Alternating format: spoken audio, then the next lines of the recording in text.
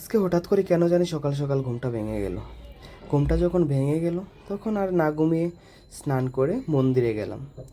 মন্দিরে গিয়ে দেখি অনেক সুন্দর আরতি হচ্ছে আর নাম গান হচ্ছে। যখন ছোট ছিলাম তখন গ্রামের বাড়িতে দেখতাম আগে নগর কীর্তন নিয়ে সকালবেলা বের হতো, কিন্তু এখন আর কেউ করে না।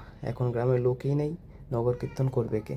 তো অনেক দিন পরে আজকে এই ফিলটা পেলাম যে মন্দিরে এসে কীর্তন গাওয়া, নগর কীর্তন করা, এগুলা। মশাই যখন আরতি করতেছে তখন দেখলাম সারি সারি করে অনেক লোক দাঁড়িয়ে আছে, আর আরতি দেখার জন্য বাইরে থেকে অনেক মানুষ আসে। এগুলা দেখে আরও ভালো লাগতেছিল। কর্মশালে যখন আরতি শেষ হলো তখন আমরা দেখি সকলে সিরিয়াল ধরে দাঁড়িয়ে আছে। পরে দেখি সবাইকে টেমপ্লেট দিচ্ছে প্রসাদ নেওয়ার জন্য। এখানে নাকি প্রসাদ এইভাবেই নেয় সবাই। আমিও দাঁড়িয়ে থেকে প্রসাদ নিয়ে নিলাম। আর আজকের প্রসাদে ছিল অন্ন আর হচ্ছে ফল। তো এই অন্ন আর ফল নিয়ে আমিও বাসায় চলে আসলাম। আর প্রসাদটাও অনেক দারুণ ছিল।